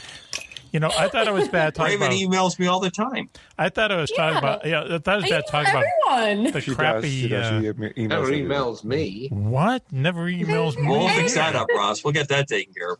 But Holy! When the recent airliner had an engine catch on fire, she gave me a really nice compliment, and A nice compliment? A lengthy email back. A nice compliment? Yeah. Really? Yeah, what was the compliment? Can you remember? That's making me a little wheezy, windy about flying in 777s. The engines have hollow turbine blades. Yeah, but with another one of those genius moves. Timeless. I flew an engine. They made the blades and the ring all in one time. They would pour it all at one time. Complete disaster in airplanes. I got to say this. It was designed to go into a ground vehicle, but they kept them at constant speed. Can I just say one thing? Another genius move here. Let's make the turbine blades hollow, and not put a belt around it so to keep the blades from flying out. Great stuff. I just want to say one thing. Okay, we're just going to say timeliness wise. Recently, a jet engine came apart, a Boeing 777 over a neighborhood. Some parts fell. The plane landed at Denver airport safely. There's a lot of video footage of the engine just barely hanging on, flame, smoke, the works, okay? Two things I just want to say. I'm not defending them, but first of all, the engine hung in there, man. You know what I mean? It's on fire and everything, but it stayed on the wing. And if it came off the wing, I could see that as being a dire situation. And number two, the plane flew with one engine. That's not bad for a big plane like that. As they're designed to do. Yeah. Right. Well, I mean, it's designed to do that, Matt. Right. Oh, I understand that. There's a lot of requirements to get us down to two engines for these. Mm-hmm. It's a big engine. Right. Yeah. Have any of you people watched the movie Donnie Darko? Yes. Yes. That's exactly what I was thinking of. Thank you. Raven. All right, Al. I love Donnie Darko. Alan Raven. Yeah. Oh, yeah. Huh. Wow. Okay. So you're listening to Mack Maloney's Military X-Files show. It's quite you want to elucidate there, Al Renaldo? Let our audience know what it's about. Softcore porn? Yeah, what is it? I don't know. I don't actually know what it's all about. It's just a very weird movie that he knew Raven knew. Jake Gyllenhaal is in. That's tough. Raven, tell us about it, Raven. Pretty demented. Alternate realities, I guess, is the best way to put it, and different timelines of existence. Yes, exactly. Is the best way I could put it. It was made in like the 80s? Oh, that probably makes it even cooler. Is it a porn movie? Yes. Under a rock, and you need to see it. Of course it is. No, it's a porn movie, isn't it? I think I saw that. You might have seen that somewhere along the line. Okay. It sounds familiar. It's not a porn. Well, listen. Is that what you said? Did you say it's in a porn? Porn movie. Listen. Yeah, it certainly sounds familiar. Before we go to our break. I got to hand it to you, Club. You're getting the same reaction out of Raven when we were talking about the intestines and fish head pie. Yeah. She's throwing up in her mouth a little bit. She's a different shade of pale. By the way, it was 2001. Which was? Stop it. What was? Donnie Darko. 2001, 20 years ago? Oh, yeah. Donnie Darko, 2001. Absolutely. Great movie. Wow. Huh. Okay. All right. Yeah. I love that movie. Why don't we do this? Why don't we take a commercial break now? And we'll be back right after this. So you're listening to Mack Maloney's Military Exile show here on the Distant Thunder Radio Network.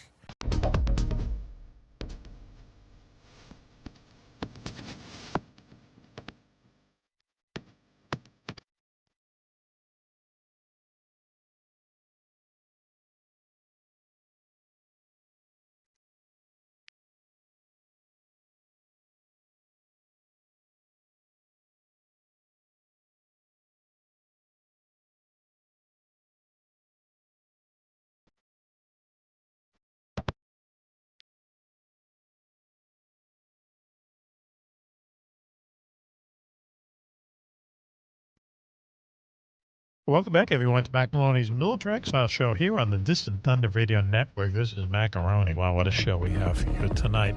A show that went off the rails, but good in a good way. We'll see. Let me introduce the members of the posse very quickly, Compared girls. to most shows, you wouldn't have noticed it. Well, would you say that? Yeah? Okay. Went slightly off the rails, or the very famous Juan Slightly off. It went back on it, yeah. It went back on it. That's the weird part. Yeah, we took a side spur and then came back. Very famous Juan is here, girls. Hello. We're having a good time tonight. Hello, Mac. What more can you say? Okay. There's cards and letters coming. I was going to say that you and another member What's of... What's Raven doing? She's getting dressed on... What's going on over here? Hang on. In Ravenland. In Ravenland? I'm taping My this. sweater. I was just Putting it on. Just changing a wardrobe on the air. Here. That's cool. T-shirt on. I'm speechless. Okay. Why don't we go? Okay, to Coco. Flying below the radar tonight. Coco, how you doing up there in the great state of Maine? As always, sir, it's a real privilege to be part of the formation. Thank you for having me. Okay. Thank you for your service and being with us here. You know what I mean. Putting up with this craziness. I just want to say that God. Juan and Raven have got a extraordinary spike in email, fan letters in the past month or so. Yeah. Yeah. And Club, we're going to have an off-air conversation about this. Let me just say that CC is here. Also, Switchblade Steve is here up in Battle Creek. Switchy. Good to be here. There you go. Club, our Willy Clubb, our security chief is here. I sure am. Coco's I'll tell you, Mac, tonight there's just so much going on. I know. I'm having trouble digesting It's hard to keep it straight. I know. Raven, of course, is here. I'm getting a little indigestion. Well, you need a digestive I think biscuit. it's all those organs. It's the haggis, my friend. It's the haggis. Ross Sharp. Haggis reaction. Ross Sharp, friend from across the puddle, is with us. Raven, have you been over to England? Have you traveled? So here's the Queen Elizabeth. Call me now. I don't fly. No, if I don't can drive either. anywhere, I'll drive. I don't like That would flying. be Her either. Majesty, Mac, not Queen Elizabeth. Okay. You're not part of the realm to address it that way. Her Majesty is Her Majesty. Yeah. No. Okay. All right.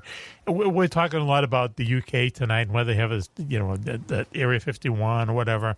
And in this place, this base we're talking about, please, Ross, tell us one more time. How do you pronounce it? Machrihanish. Okay. It has a very long runway. It has a sealed training center. If you were going to put any place, if you're going to put the UK's Area 51 any place, it would probably be this place. But let me ask you this. What would they be testing there, though? What's the British military? Are they doing the same thing the American military would do at the Area 51, the American CIA, testing new kinds of aircraft or whatever? Well, you see that technology has moved on at such a pace, and I'm sure the commander will concur on this. You can do many things now with computer simulations that you don't actually have to build the real physical aeroplane. Before it even takes off on its first flight, you've got the parameters down cold. You've actually done massive simulations on its capabilities before you even get to the stage of cutting metal. There's a sixth-generation fighter coming out that the Royal Air Force is pushing for. It's going to be called the Tempest.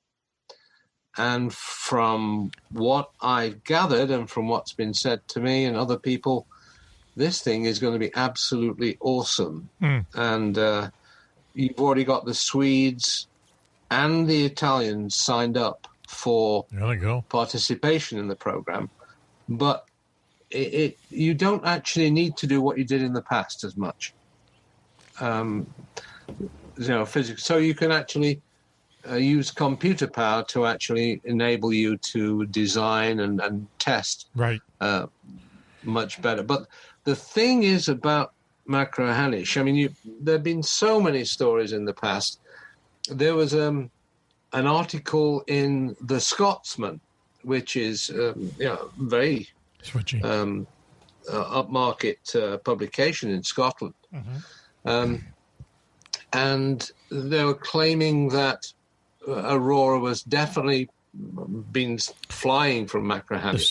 The secret plane. Not only that, Ron Halliday, the chairman of Scottish Earth Mysteries Research, claimed that it was our equivalent of Roswell, in that remains were taken there for either dissection or storage or whatever. There are areas of Scotland in particular are so remote and difficult to get to in terms of road access. Yes. That you could easily store things there. Switch is Scottish. Switch is Scottish. Switch, right? You're Scottish, correct, Switchy? Yes, at least 25%. Have you ever had haggis? Well, I'm 50, so. Ever had haggis there, Switchy? Yes, I did. Really? in '73 when I visited. They couldn't wait to try it on me. Oh, yeah, I'll bet. Yeah, there you go. I thought it was fine. I didn't have any trouble with it. Oh my goodness. Oh my God. Okay. All right. Let's just move on. So at the end of the day, Machrihanish is just a prime candidate for a 51 clone, basically, Mac. Mm-hmm. And there's been enough said about it over the years, and enough strange happenings in terms of sonic booms, donuts on a rope, etc. Right. To leave a tingling sensation, shall we say, in the spider sense area. You know that this is something that could happen. Right. Because it's definitely got the potential. Well, when these things are seen, these are the flying Doritos that we talk about a lot. Coco talks about them a lot. They were seen by the people on the North Shore oil platforms, as you talked about before.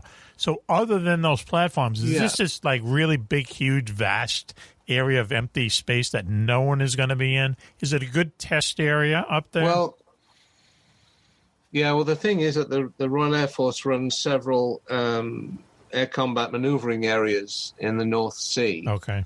And when you've got enough big chunks of airspace to actually run what you need in terms of combat maneuvers. And certainly the Dutch radar has picked up indications which matched up with sonic booms of aircraft moving circa 3,000 miles an hour. That was detected in the Frisian Islands off the coast of the Netherlands. Right. So, there are possibilities. You can't nail it down, but there are lots and lots of different pieces of evidence that you can put together however you wish. All right, I'm going to ask this question of almost everyone. I'm going to start with Clubb. Clubb, if you had a chance, now, you're not a big fan of flying, or are you? Sure, I love. Oh, really? Yeah. Okay. Would you take Would you take a trip in a jet fighter, like the back seat of a jet fighter? Oh, absolutely. Even though they make you puke, I mean, you got to puke like 3 or 4 times to enjoy the ride. You'd still do it? Well, I've puked before in my life, so that's nothing new. It's not a big. Raven, would you take a ride? You don't like flying, I don't either. Would you take a ride in a jet fighter where they'd go like 1,500 miles an hour and you're going to throw up 2 or 3 times during the flight? 20-minute flight. I'm not a fan of flying, but if it's a 20-minute flight, I'll throw up as many times as I need to get it done and over with as quickly as I possibly can. Real trooper. So yes, I would do it. That's a trooper. Don't care. Switchy, would you go? I would ruminate on it. Yeah, I would think that. Would you go, Wani? How about biscuit, Switch? Go for it. I know Juan would go. You'd go, right? Juan, you'd jump right in. I would go. A lot would depend on who's piloting the aircraft. Oh, really? If it's Tom Cruise, I'm definitely on board with it. Really? Oh, that's not a pilot. That's he's not a pilot. So the best, the happiest of both. Minus right there. I can suggest. Since I've actually flown faster in a civilian aircraft than I have a service one, I would suggest that the one person that you could all put your money on in terms of getting you up there and down there and giving you a wonderful flight. Go ahead. Would be Coco's friend and mine, Wing Commander Bill Ramsey. Absolutely. Bill Ramsey would be my vote. Oh, yeah. Yeah. He's the former head of the Royal Air Force Aerobatic Display Team, the Red Arrows. They're cool. Oh, wow. Yeah, they're great. 2 tours on Tornado fighter bombers. Full airplane. Flew tours on the Avro Vulcan nuclear strike bomber. And he was the last person to actually captain a Vulcan. Vulcans. Strange airplanes. And was the, you name it, he's done it, basically. Clubb, go ahead. Clubb, the only thing is that we can't get him on the program due to the time difference, which, is a pain. Because the commander and I would desperately want him. Yeah, that'd be cool. Now we'll stay up late sometime for him or whatever. Hey, Clubb, you had a question, Clubb. Yeah. Well, you talked about that bringing up your lunch on the jet. Something I wouldn't fly on anymore is a propeller plane. Yes. Okay. I remember the first time I ever flew it was going to a basic training, and it was a propeller job in Allegheny, and I swear to God they were pedaling it But in those days, you get on the plane and they hand you a bath bag. Yeah. And we thought they were giving us lunch. Yeah. Except the bag was empty. No, you don't need the lunch. All the way along, you hit an air pocket and drop 5,000 feet. Yes. And, I mean, you lose lunch 3 or 4 times. So if you talk about losing it on a jet, not a problem. So, Ross. That's a real thing. Yeah. I flew a prop from Albany to Boston once, okay? The jet flight was 22 minutes. The prop flight was like an hour and a half. And you are it's like a roller coaster ride. You just land this thing, please. It's not comfortable. You got to keep your head on your mouth right over the bag. You ain't kidding. And it's noisy. Oh, it was just, and it's one of the reasons I don't like flying. But Ross, let me ask you this. Raven, let me ask you this. So you don't like flying? You don't fly at all? Have you flown? Oh, I fly if it's absolutely necessary. If I can drive, I would drive. You'd rather drive, yeah. But if I have to fly, I mean, I can physically do it. I just don't prefer it. Yeah, that's how a lot of people are. Sense. So, Ross, when you were on the plane, when you were on the commercial plane that went, supersonic, did you feel any G's on you? Did you feel a difference when you went? Nothing, huh? Zero. My main role in that whole sortie was just to monitor the radiation meter. Okay. Sounds like a good job. Why do we need a radiation meter? The answer is you're above a significant fraction of the Earth's atmosphere. Oh, wow. With the radiation is solar flare. The last thing you want to do is to load the packs up the back with radiation. How high were you? How high? Funny question to ask on this show. But 65,000 feet. How many? 65,000 feet. 65,000 feet, baby. That is like really up 65. there. So do you see? No. 55. Okay. U-2s fly at 88,000 feet, approximately. Oh man, that's like too high. If there's, I was reading an article somewhere that supersonic flight is going to come back in passenger planes. Remember we had the SSTs, the plane that crashed, the Concorde, Air France. Yep.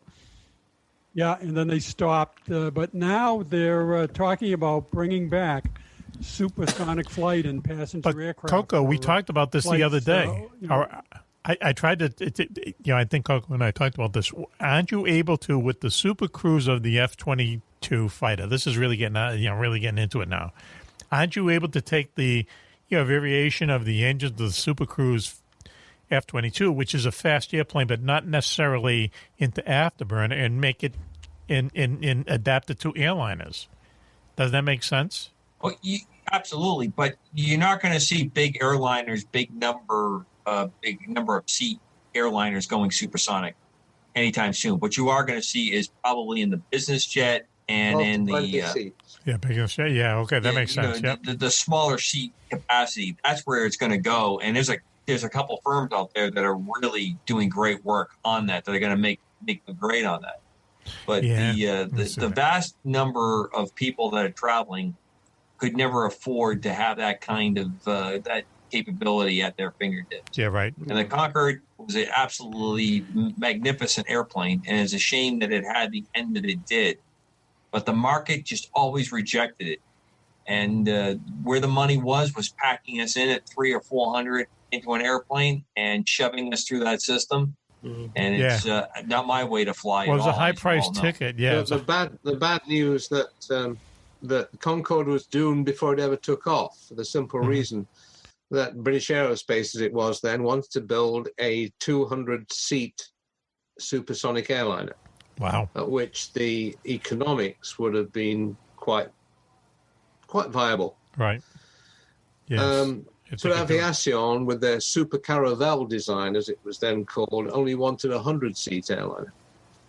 And the economics were awful at that point. The show that we should do is might be far off in the future, is the story about the Comet, which was the British airliner.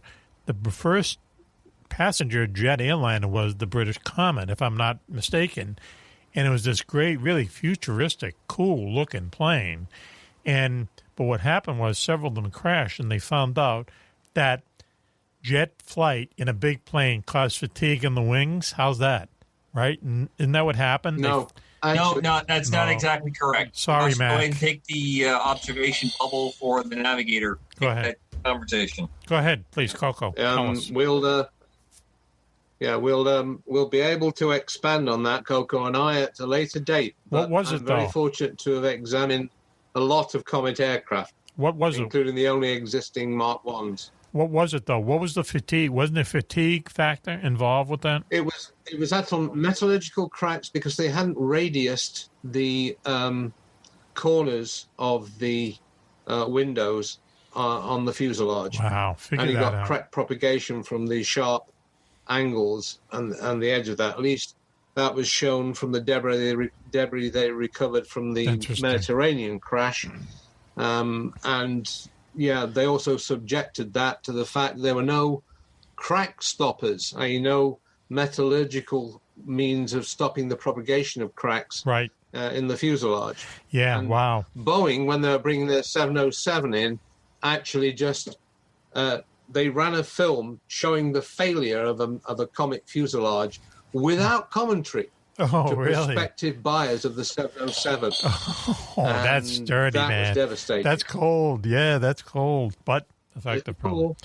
Hey, listen, Raven, we got like 3 minutes to go. If I sat next to you on an airliner, we didn't know each other. You know, what kind of a passenger are you? It's the only question I can think of. Go ahead. I'm a. She'd be willing to share her lunch with you. Okay.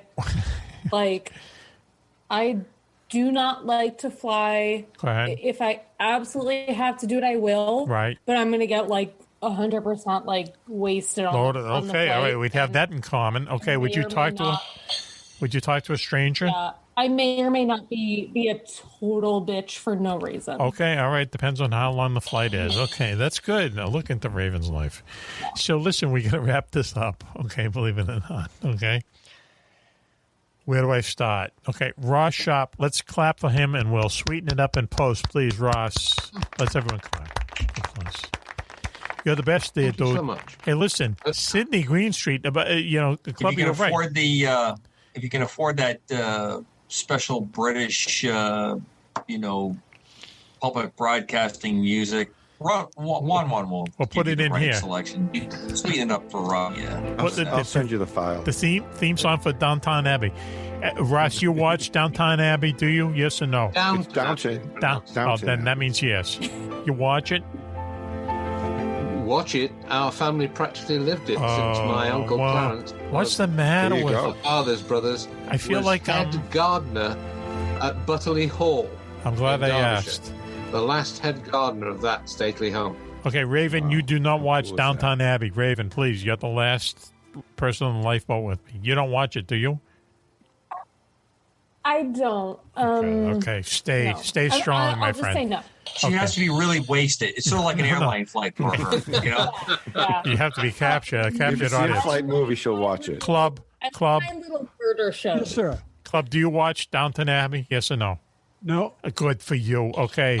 But I watch all the other Midsommar Murders. That's you're forgiven. Switchy, do you watch Downton Abbey? Yes or no? Well, no, but I watched Downton Abbey. Oh, gee. Why don't you get your T-shirt? Wow. Okay. And Coco, you don't watch it, do you, Coco?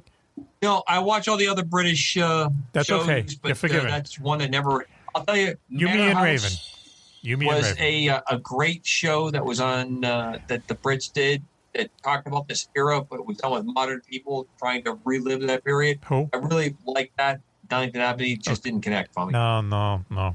I like Sherlock Holmes was great series. Okay, and I'm sure PBS has a lot of great series, but the Downton. I mean, come on. Benedict. With Benedict Cumberbatch. No, the old one. No, the new one. Yeah, Ed's Army is one of the best ones. Yeah. I thought the Cumberbatch Sherlock Holmes was excellent. Excellent. It was a really nice, fun, modern take on that series. But Basil Rathbone will always remain he's the best. Yeah, he's the best. Sherlock Holmes for me. Sure. I have to keep throwing at the Raven. Raven, did you see the new Sherlock Holmes on PBS several years ago when you were 15? No. No, okay. You should. Yeah, she you'd wasn't like allowed it. to watch that in junior high, apparently. But you'd really like it. Okay, you guys might hate me. I'm not a big fan of Cumberbatch. Oh, Neither am I. Wow. There can be only one Sherlock Holmes. It's very simple. Yeah, no, we don't. Yeah, Basil Rathbone, right? Right. Oh, Jeremy Brett. The original. Oh, right? No, he's not original. No? Oh, Brett. no. That was on Law and Order. Jeremy Brett was absolutely superb. He played it so far on the edge that he was almost off the edge at sometimes. But Really? it was Yeah. really unbelievable. Well, okay, another show. I thought that Raven would be a big fan of, what's his name? Cumberbatch? What's his name? Benedict Cumberbatch? No? Yeah? Benedict Cumberbatch. Not a hunk? Not a hunk to you? The other thermometer. So here's the thing: is like I like Supernatural, and I feel like you're either one or the other, where you're Supernatural or you're Sherlock Holmes. There you go. What I mean? Wow. I'm telling you, Juan, Supernatural fan. Juan, we have to get uniforms with capes and initial in the front of it. I guess. Yeah. Listen. Uniforms with Supernatural or superheroes. This summer. There's a difference. Ross, what about Christopher Plummer in Murder by Decree? I like Plummer as an actor. He just passed away. Yep. Not necessarily in that. Okay. Yeah, he's just a... That's one of my like, favorite Sherlock Holmes films. That's a good movie, yeah. I like Jeremy Brett in Sign of Fall, which is superb. Right. But as I said, it's horses for courses. It's what you start out with. And everyone has their favorite Sherlock Holmes. Right.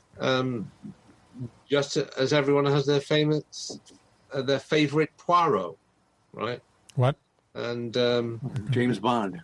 James Bond, yeah. Yes. Go on forever with James Bond. A whole other subject coming up with the new release of the new film. They kind of lost me. They lost me a little bit. I'll probably see it, but there was a certain point where they just kind of lost it. Frankly, with me, they kind of stretching. It's like the female Doctor Who.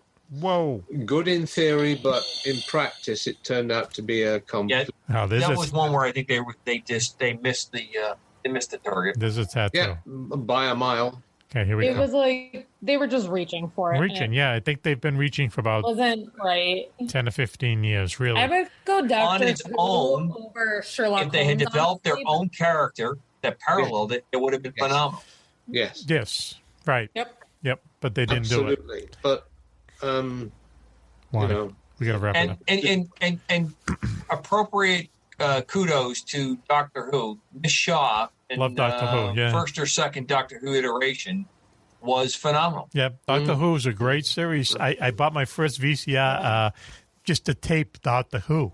Yeah, I love Doctor Who so much. Remember the 80s? They actually are retrieving Doctor Who episodes. Yeah, they're cool. From lost tape. Yeah. From as far away as Kenya. I'll bet, and Hong Kong that were sent out for the local TV stations to run. Yep. And just thrown away in cupboards. They're tacky. And whereas videotape originally was so expensive, they had to keep reusing it.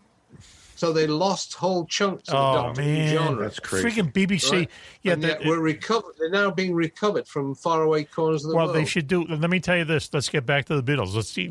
Go back to the Beatles. The Beatles were on Top of the Pops, I think, in 1966. Their last TV appearance. They did two very interesting songs, like "We Can Work It Out" or whatever, and live. Yeah.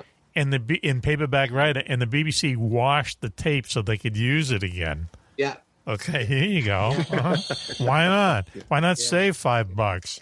I mean, apparently, the huge Magnavox wide format tape was so expensive in those days. Come on! Yeah, I mean, that's just like someone following some kind of a rule. You have to understand that the BBC is a pseudo-government entity, right? That's publicly funded through a license fee. Yes, right. So that's it's like you're forced to fund it if you're going to watch TV. Fund it, right? Yeah. So if you're going to have that situation, you're going to save used matchsticks up. Yeah, yes, I can see that. Now I understand. Yeah. Okay, so listen, Ross Shop, thank you very much for joining us, Ross Shop. The People's Mosquito Project, they're putting back together a mosquito warplane, a wooden warplane with 2 Rolls-Royce engines on, fastest thing in the year in World War II for a long time. So what's the project? What's the update? By the way, guess who's just reached £200,000 raised? Oh, really? Yeah. Good for you. Really? 200,000? Really, yeah, like more than $250,000. That's $250,000. Okay, super duper. How much do you need? How much do you need to put that thing together? About 7 big ones, but we've now got the backing of Airbus. That's what she said. Oh, Airbus. UK. Cool. Yeah, cool. Yep. And we're in talks with a certain engine manufacturer which can't be named for Rolls-Royce copyright reasons, Commander. Okay, yes. But you know who it is. We all know who it is. And it's a household name. What's your deadline? What's your ETA? Give me the money and I'll write the checks tomorrow and it gets finished in 4 years. Yeah, okay, but yep. We are doing phenomenally well. And, if you look at the things that we're now building, there's going to be a new video dropped on our YouTube stream. Yes. In the next couple of weeks. They're dropping a new video. And this is breaking news, Commander. Construction of things like instrument panels and so on and so forth. Wow. In other words, we've gone beyond the fuselage we all like that. framing now. We're reaching the stage where we're doing interior bits and pieces. Okay, so that's cool. So all listen. good stuff. So listen, when you're flight worthy, Juan has volunteered to be the first civilian passenger. That's right. Can you do that? Can you arrange that? Without a parachute. Another person on this screen is likely to be slightly ahead of him. Raven. He's gotten in with a certain wing commander. Oh. And if he's an extremely good boy up there in the wilderness of the Northern Kingdom, wow, I think he might be ahead of 1-1. Damn. Oh, wow, meow. Mind you, it also helps to be a fellow member of the People's Mosquito Project. You can put me last on the list. Me and Raven will be last on the list of volunteers. But the director of engineering 100%. Might sneak in on about the 8th flight. Okay, all right. Tell you what, I'll be in part of the ground crew. Okay, I'll pull the chocks from under the safe way out. I wouldn't advise that. Listen, Mac and I will be in the airport bar. Okay. All right. I'll be in the tower flipping channels. Yeah. We need a channel flipper. Okay. I'm good at that. Okay, here we go. I'll be there with my parachute. Yeah. I'll be there. I'll be there with my video camera and turn it into. It'll be wonderful, Club, because then by then you'll be an Irish citizen, and we'd like to have that representation. Absolutely. Wow, a lot can happen in 4 years. Ouch. Thank you for that. So let me say, Ross, thank you for joining us. Sydney Greenstreet. I think you should really be like a character actor or something. You just got the look, man. You got the look. Coke can be your agent. I can see you both out on the left coast. Coco dealing and wheeling. You not saying anything. Coco, I'm very good at that. You got the time, Coco? I have the time to change any script to make Ross Sharp, Sir Ross-a-Lot, the star that he should be. Perfect. Thank you, Ross, for joining us. I really appreciate it. No, I really enjoy my time with you all. Thank you, Graham. Club. Ross, you're the best. Club, we'll see you. Yes. We'll see you soon, okay? You look very, very distinct. The blue mic, the books in the back. Don't put an electronic background in, man. You'll look good. Well, it's the quality of the show requires this kind of, attention. Okay. It sure does. It's the detail. Yes. All right. There's a man with the Rolling Stones giant mouth and tongue hanging behind it. Yep, you bet. I'm going to send you our latest emails, Club. You might change your opinion on that. Thank you, Club, for joining us. We'll talk to you soon. Okay. Been fun. Thank you. Claire, I'm sorry. Raven, sorry. We have to say goodbye. It's been... Oh, my God, I spit. Oh, that's okay. Some guys like that. Look, thank you for joining us. We appreciate it. And we'll talk to you very, very soon. Thank you for She's giving us that... as usual. Yes. I had so much fun. Mm-hmm. Yes, okay. Thank you for being with us, Raven. Thank you. Thank you, Juan. You got it. Thank you beyond words. Okay. Keep following you on Instagram. Raven. Happy birthday. Happy birthday. Ross and Raven. Happy birthday, Ross. To you. Yes. A couple of days. The big 2-0. The big 2-0. The big 2-0. Happy birthday, Ross. And Ross is the big 4-0. Sorry. Big 3-5? 3-9. He's the big 3-0. The 3-3, Along with, yeah. I'm the big 2-0. The big 2-0. Ross I was is the talking with a young lady at work today, yesterday, Go. and explaining that it so happens I was 4 times older than she was. Okay. All right. Is this over drinks or no? No, 4 times older than she was. Okay. Say, listen, don't let that stand in your way there, my brother. Coco, thank you very much for joining us. Coco, for joining us. As always. Okay. We'll talk to you soon. All right. Thank you for being the foundation. Switchy, thank you very much, and for putting up the train wreck image to let us know it's time to go. Thank you, Switchy. Okay, and what's you want to tease us for next week's breakfast, or is it all up in the air? Oh, God only knows, but we still have that elusive fringe report. Oh, that's true. It might surface next month. Yeah. That's sweet. Thank you. Well, you were in the engine compartment when the train went off the tracks, correct? No, I was in the next county. Thank you, Switchy, for standing Which is where behind he us. was thrown to. Thank you. Oh, really, in the crash. Thank you. Juan, thank you very much for joining us. It's a convenient wormhole that transported you to the next county. Why don't we do the plugs really can be quick? heard where? Everywhere. Yes, right. We are a podcast now. We are on podcast on podbean.com. We are also very, very big on Apple Podcasts, okay? Apple Podcasts, just go to Alexa and go, Alexa, play Mack Maloney's Military X-Files on Apple Podcasts, and you are there. And thank you for everyone who listens to us on Apple Podcasts. We get a lot of comments on Apple Podcasts, but you can't copy and paste them, which is really strange.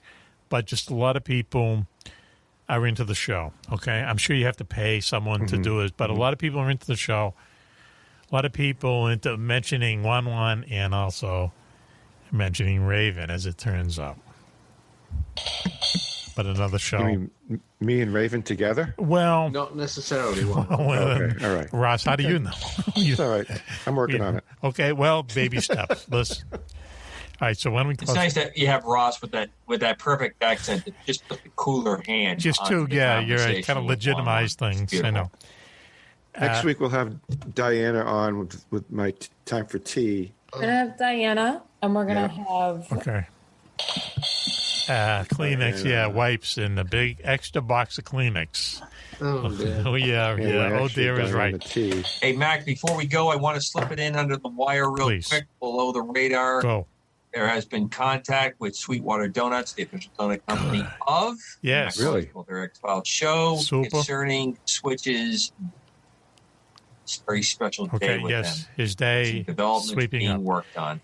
Okay, good. I'm glad to hear that. Okay, that's coming up in the future. Homes for Our Troops. Just Google them online. Very good military charity who they build homes for wounded troops from the Iraqi and also Afghani war. They build houses that are suited for them. Give them the keys. No mortgage. They deserve it. Homes for Our Troops. Please Google them.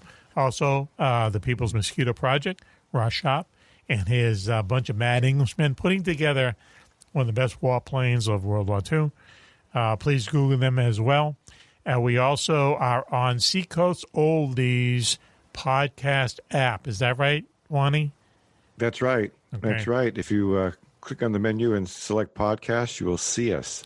Right. A lot of people listening to us and also amongst some other podcasts, but you'll see us. Right. And they're going into the archives, and that's how we got the request for the Sandy Shang story and also many, many other past episodes, as it turns out. Okay.